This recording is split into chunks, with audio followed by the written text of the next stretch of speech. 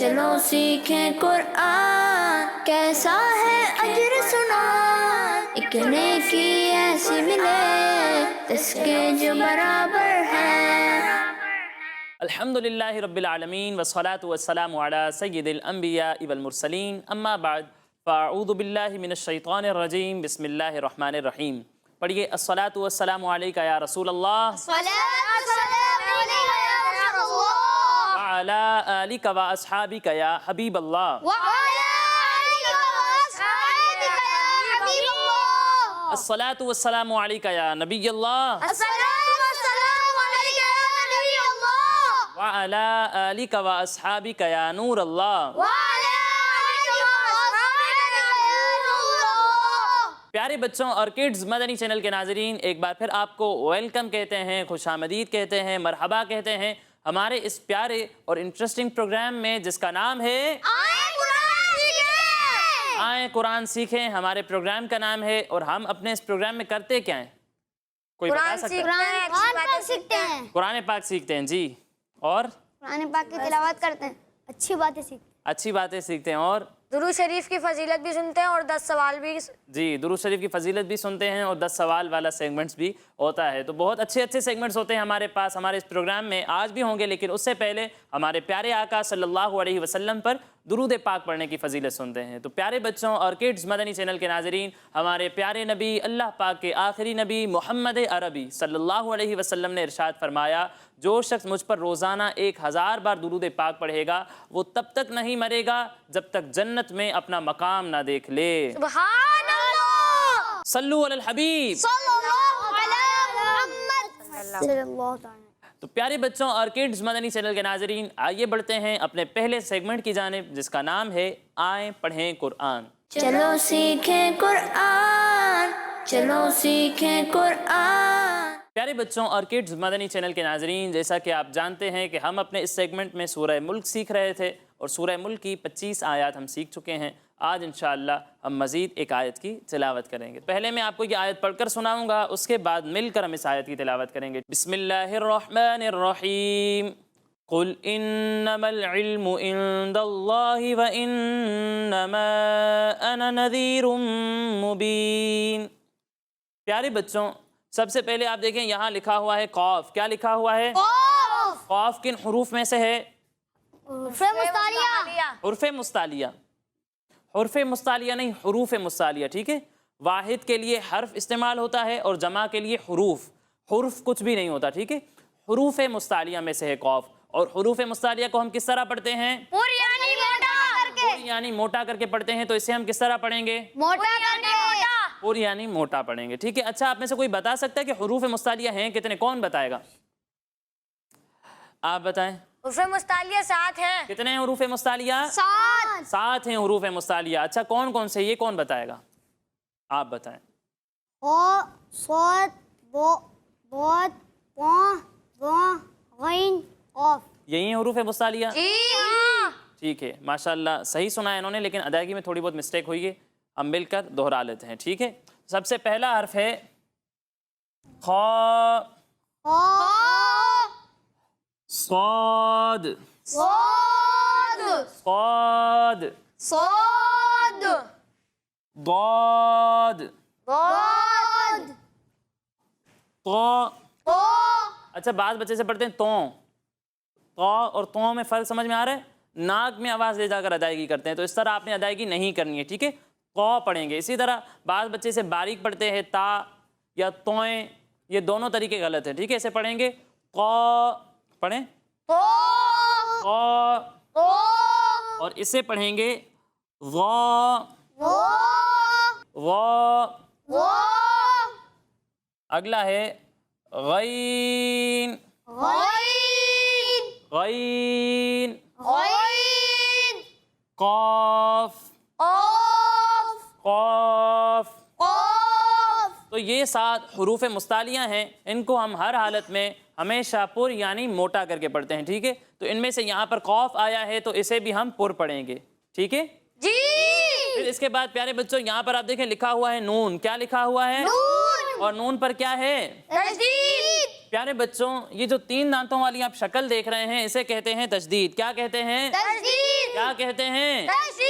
تشدید کہتے ہیں. اور جس حرف پر تشدید ہو اسے کیا کہتے ہیں؟ کیا کہتے ہیں؟ مشدد. اب مشدد حرف کو ہم پڑھیں گے کس طرح؟ اس کے بارے میں یہ ہے کہ مشدد حرف کو ہم 2 بار پڑھتے ہیں. کتنی بار؟ 2 بار. ایک بار اپنے سے پہلے والے متحرک حرف سے ملا کر، یعنی یہاں پر آپ دیکھیں یہاں نون پر تشدید ہے تو اسے ہم ایک مرتبہ اس سے پہلے والے متحرک حرف حمزہ سے ملا کر پڑھیں گے، اور دوسری بار اس کی خود کی حرکت کے مطابق پڑھیں گے. ٹھیک ہے. اب یہاں نون پر تشدید ہے. قاعدہ یہ ہے کہ جب نون پر یا میم پر تشدید آ جائے تو وہاں غنہ ہوتا ہے. کیا ہوتا ہے؟ غنہ ہوتا ہے. تو یہاں پر بھی ہم نے غنہ کرنا ہے. اب اس کے بعد پیارے بچوں یہاں پر آپ دیکھیں لکھا ہوا ہے عین. کیا لکھا ہوا ہے؟ بعض بچے اس کی ادائیگی میں غلطی کرتے ہیں، حمزہ کی طرح پڑھتے ہیں. ٹھیک ہے. علم نہیں ہے. ٹھیک ہے. عین کی ادائیگی جب آپ کریں گے تو اسے حلق کے درمیان والے حصے سے پڑھیں گے. پھر اس کے بعد پیارے بچوں یہاں پر آپ دیکھیں لکھا ہوا ہے نون، اور نون پر کیا ہے؟ جزم. یہ جو آپ نون پر چھوٹی سی دال دیکھ رہے ہیں اسے ہم کہتے ہیں جزم. کیا کہتے ہیں؟ جزم. کیا کہتے ہیں؟ جزم. جزم کہتے ہیں. اور جس حرف پر جزم ہو اسے کیا کہتے ہیں؟ ساکن. کیا کہتے ہیں؟ ساکن. ساکن کہتے ہیں. اب ساکن حرف کو کس طرح پڑھیں گے؟ تو اس کے بارے میں یہ ہے کہ ساکن حرف کو اس سے پہلے والے متحرک حرف سے ملا کر پڑھتے ہیں. یعنی یہاں نون پر جزم ہے، اسی طرح آپ یہاں دیکھیں لام پر بھی جزم ہے، تو انہیں ہم اس سے پہلے والے متحرک حرف عین سے ملا کر پڑھیں گے اور اسے قاف سے ملا کر پڑھیں گے. اب بات یہ ہے کہ یہاں نون ساکن ہے. نون ساکن میں کبھی غنہ ہوتا ہے کبھی نہیں ہوتا ہے، تو اس کے چند قواعد ہیں جو ہم وقتاً فوقتاً سیکھتے بھی رہتے ہیں. تو یہاں پر بھی ایک قاعدہ لگ رہا ہے، وہ کوئی قاعدہ بتائے گا؟ آپ بتائیں. نون ساکن کا قاعدہ ہے اخفا. یہاں اخفا ہوگا. کیا ہوگا؟ اخفا. کیوں ہوگا اخفا؟ نون ساکن کے بعد حرف اخفا میں سے دال ہے اس لیے اخفا ہوگا، یعنی گنہ کر کے پڑھیں گے. جی صحیح بتایا انہوں نے. نون ساکن کے بعد جب حروف اخفا میں سے کوئی حرف آئے، حروف اخفا 15 ہیں. کتنے ہیں؟ 15. تو جب نون ساکن کے بعد ان 15 حروف میں سے کوئی حرف آئے گا تو وہاں پر اخفا کا قاعدہ ہوگا. کون سا قاعدہ ہوگا؟ اخفا کا قاعدہ ہوگا، اور وہاں ہم غنہ بھی کریں گے. ٹھیک ہے. یہاں پر آپ دیکھیں حروف اخفا میں سے دال آ رہا ہے تو یہاں پر ہم غنہ کریں گے، یعنی ناک میں آواز لے جا کر اس کی ادائیگی کرنی ہے. پھر اس کے بعد پیارے بچوں یہاں پر آپ دیکھیں الف ہے اور الف سے پہلے آ رہا ہے زبر. الف سے پہلے زبر ہو تو کیا ہوتا ہے؟ الف مدہ ہوتا ہے. اور حروف مدہ کے بعد اگر حمزہ دوسرے کلمے میں آ جائے تو وہاں پر کون سا قاعدہ ہوتا ہے؟ مد متصل. نہیں، غلط بتایا. اور کوئی بتائے گا؟ مد منفصل. مد منفصل. ٹھیک ہے. مد منفصل کا قاعدہ ہوتا ہے. کون سا قاعدہ ہوتا ہے؟ مد منفصل. مد منفصل نہیں، مد منفصل. کون سا قاعدہ ہوتا ہے؟ مد منفصل. جی. حروف مدہ کے بعد اگر اگلے کلمے میں حمزہ آ جائے تو وہاں مد منفصل ہوتا ہے، جیسا کہ یہاں پر ہے الف مدہ ہے اور اس کے بعد اگلے کلمے میں کیا ہے؟ حمزہ. کیا ہے؟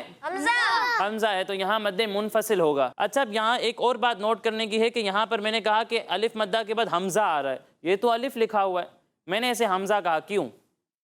وجہ کون بتائے گا؟ آپ بتائیں. الف پر کوئی حرکت یا جزم ہو تو الف کو حمزہ پڑھتے ہیں، اس لیے یہاں پر زبر ہے تو اس کو حمزہ پڑھیں گے. ٹھیک ہے. یہ دیکھیں یہ لکھا ہوا ہے الف، جب تک یہ خالی ہے، اس پر جزم نہیں ہے، اس پر کوئی حرکت نہیں ہے، تو اسے ہم الف ہی کہیں گے. ٹھیک ہے. لیکن جب اس پر کوئی حرکت آ جائے یا جزم آ جائے، ٹھیک ہے، تو اب یہ الف نہیں رہے گا بلکہ اسے ہم حمزہ کہیں گے. کیا کہیں گے؟ حمزہ.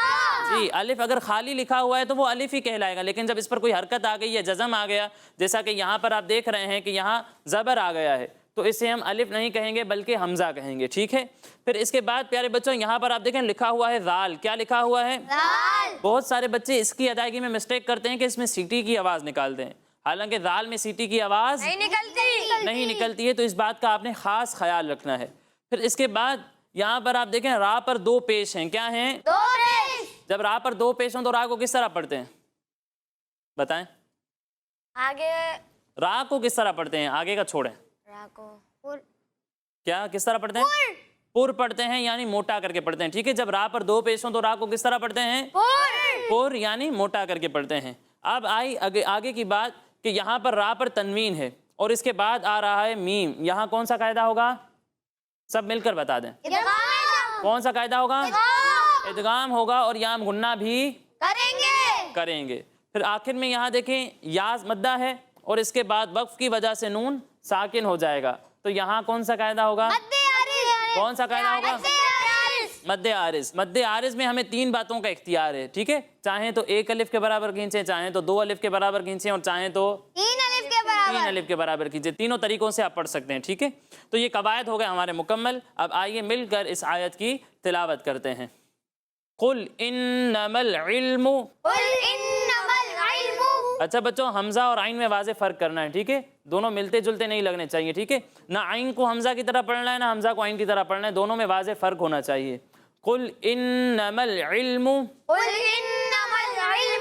عند اللہ وانما انا نذیر مبین. غنہ کی مقدار 1 الف کے برابر ہے, اسے پورا کریں. ٹھیک ہے, وَإِنَّمَا أَنَا نَذِيرٌ مُبِينٌ. قُلْ إِنَّمَا الْعِلْمُ عِندَ اللَّهِ وَإِنَّمَا أَنَا نَذِيرٌ مُبِينٌ. بیٹا یہاں دیکھیں مد منفصل ہے, اس کی مقدار کو پورا کرنا ہے. ٹھیک ہے, آپ مد کی مقدار پوری نہیں کر رہے, اس کی مقدار آپ نے پوری کرنی ہے. 2 یا پھر 2.5 الف کے برابر کھینچیں اسے. ٹھیک ہے, وَإِنَّمَا أَنَا نَذِيرٌ مُبِينٌ.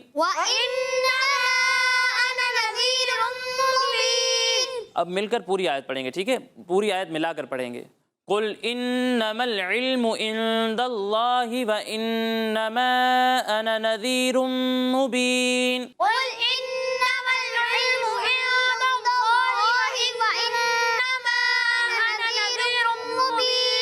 قُلْ إِنَّمَا الْعِلْمُ عِندَ اللَّهِ وَإِنَّمَا أَنَا نَذِيرٌ مُبِينٌ.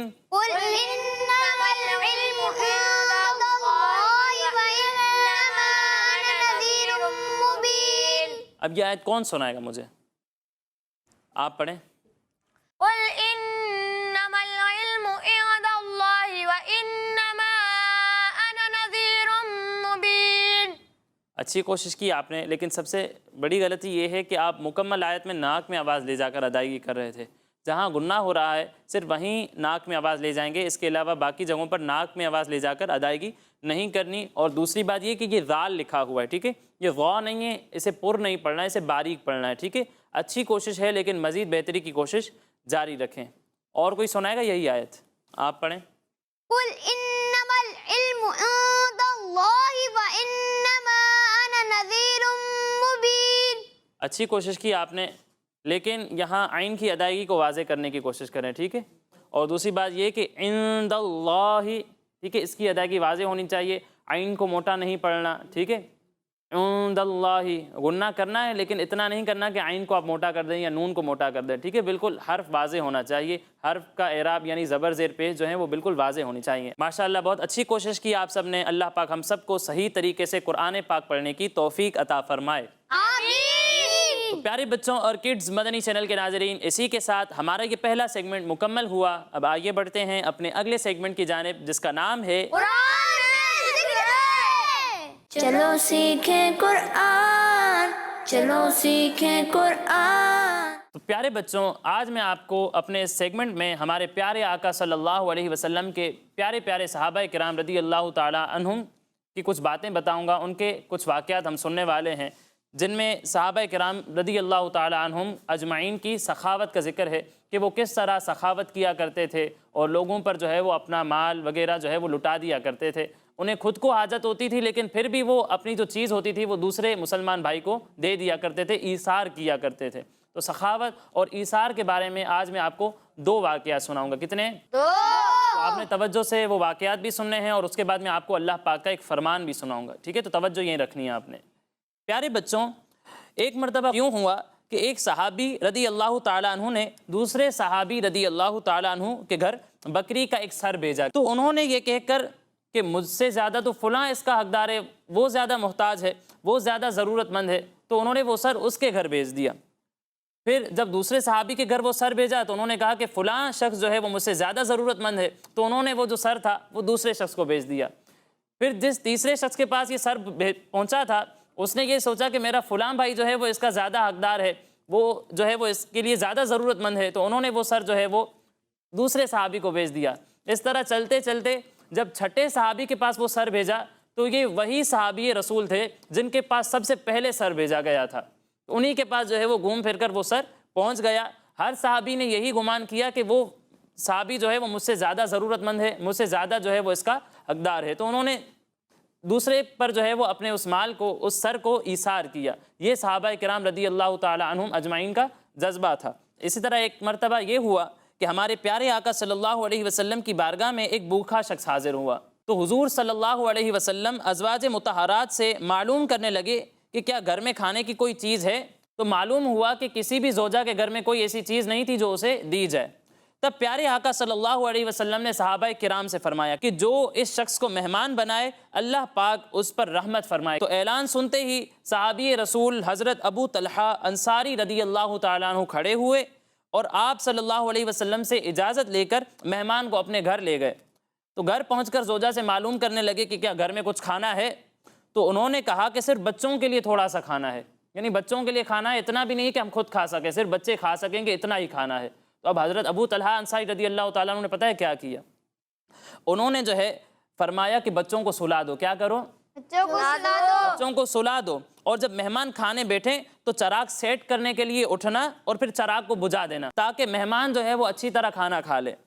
پیارے بچوں، یہ انہوں نے پتہ ہے کس لیے کیا؟ انہوں نے اس لیے کیا تاکہ مہمان کو یہ معلوم نہ ہو کہ گھر والے اس کے ساتھ نہیں کھا رہے۔ اگر اسے پتہ چل جاتا کہ گھر والے نہیں کھا رہے تو وہ گھر والوں کو بھی کہتا آؤ میرے ساتھ کھاؤ، تو اگر گھر والے بھی اس کے ساتھ کھانے لگ جاتے تو کھانا کم پڑ جاتا، کھانا کم تھا، وہ بھی ساتھ کھانے بیٹھ جاتے تو اس طرح مہمان بھوکھا رہ جاتا۔ تو مہمان کی بھوک مٹانے کے لیے انہوں نے جو ہے وہ کھانا نہیں کھایا، وہ خود بھوکے رہے اور مہمان کو انہوں نے کھانا کھلایا۔ پھر پیارے بچوں، اس طرح حضرت ابو طلحہ انصاری رضی اللہ تعالیٰ عنہ نے مہمان کو کھانا کھلا دیا اور وہ صحابی اور ان کے گھر والے بھوکے سو گئے، انہوں نے کھانا نہیں کھایا اور ان کے بچوں کو انہوں نے پہلے ہی سلا دیا تھا۔ صبح جب وہ صحابی اللہ پاک کے پیارے نبی صلی اللہ علیہ وسلم کی بارگاہ میں حاضر ہوئے تو پیارے آقا صلی اللہ علیہ وسلم نے حضرت ابو طلحہ انصاری رضی اللہ تعالیٰ عنہ کو دیکھ کر فرمایا اللہ پاک فلاں اور فلاں عورت سے بہت خوش ہے۔ تو پیارے بچوں، ایسے ہی سخی صحابہ جو خود نہیں کھاتے تھے بلکہ دوسروں کو کھلاتے تھے، اپنی جو ہے وہ ضرورت کی چیز پر بھی دوسرے لوگوں کو ترجیح دیا کرتے تھے، ان کے بارے میں اللہ پاک کا فرمان ہے وَيُؤْثِرُونَ عَلَىٰ أَنفُسِهِمْ وَلَوْ كَانَ بِهِمْ خَصَاصَةٌ وَمَن يُوقَ شُحَّ نَفْسِهِ فَأُولَٰئِكَ هُمُ الْمُفْلِحُونَ۔ ترجمہ کنز العرفان، اور وہ اپنی جانوں پر ترجیح دیتے ہیں اگرچہ انہیں خود حاجت ہو، اور جو اپنے نفس کے لالچ سے بچا لیا گیا تو وہی لوگ کامیاب ہیں۔ سبحان اللہ۔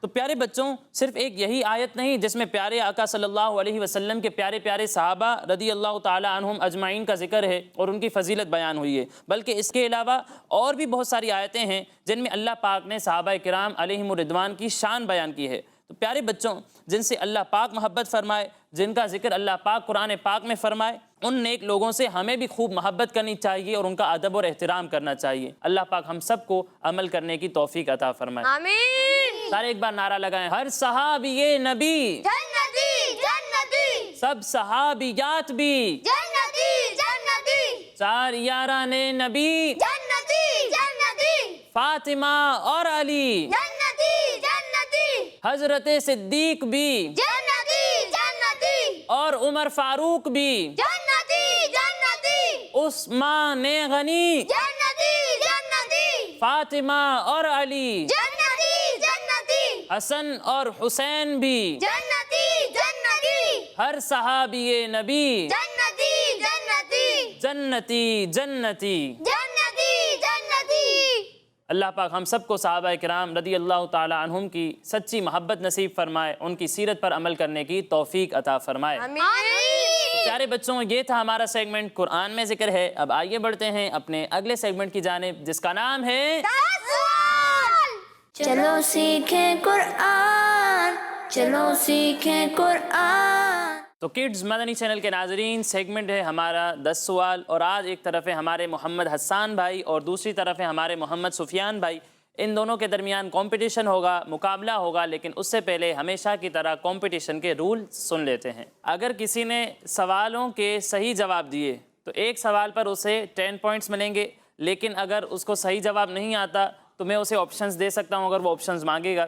تو اگر اس نے صحیح جواب دے دیا آپشنز لے کر تو اسے 5 پوائنٹس مل جائیں گے, لیکن اگر غلط جواب دے دیا تو 0 پوائنٹس, کوئی پوائنٹ نہیں ملے گا. ٹھیک ہے, تو پہلا سوال ہے ہمارے حسان بھائی سے.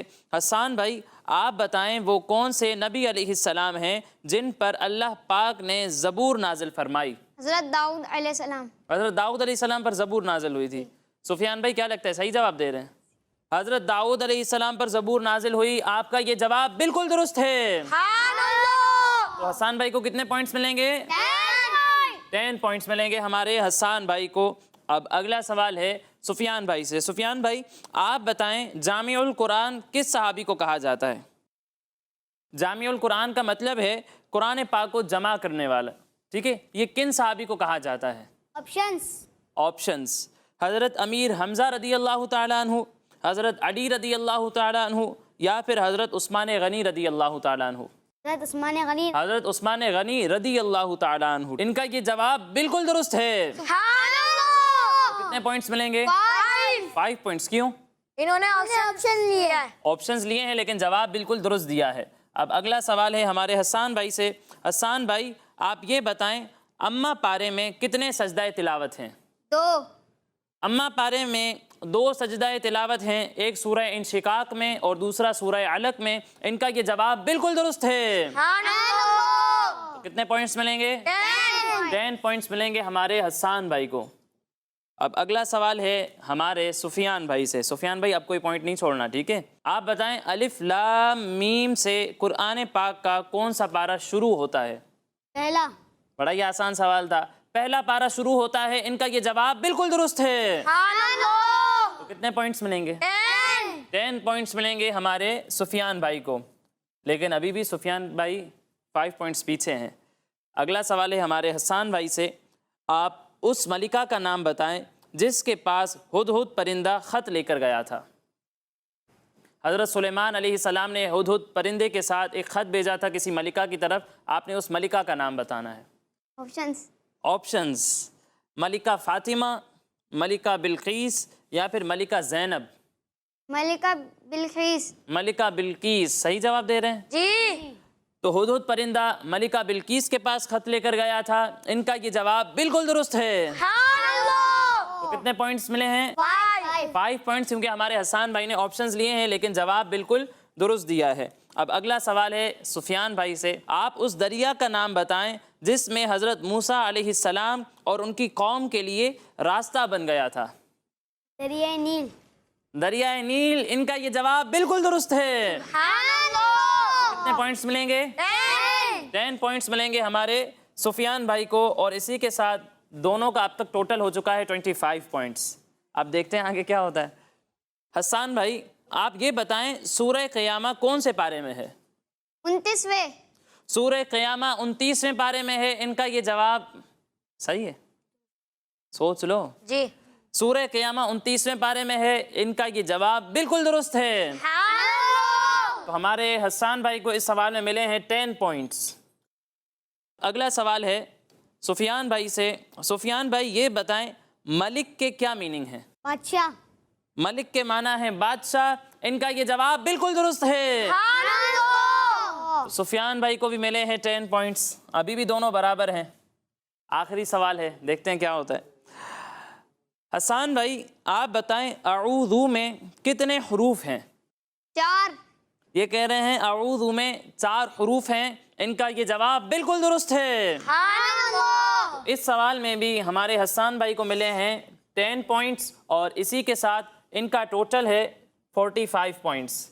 اب سفیان بھائی آپ کے جو ہے وہ اب تک 35 پوائنٹس ہو چکے ہیں. اگر آپ بالکل صحیح جواب دیتے ہیں تو دونوں برابر ہو جائیں گے, لیکن اگر آپ نے آپشن لیا یا غلط جواب دیا تو پھر ہار جائیں گے. ٹھیک ہے, آپ بتائیں حضرت یونس علیہ السلام نے مچھلی کے پیٹ میں جس آیت کی تلاوت فرمائی تھی, آپ اس آیت کا نام بتائیں.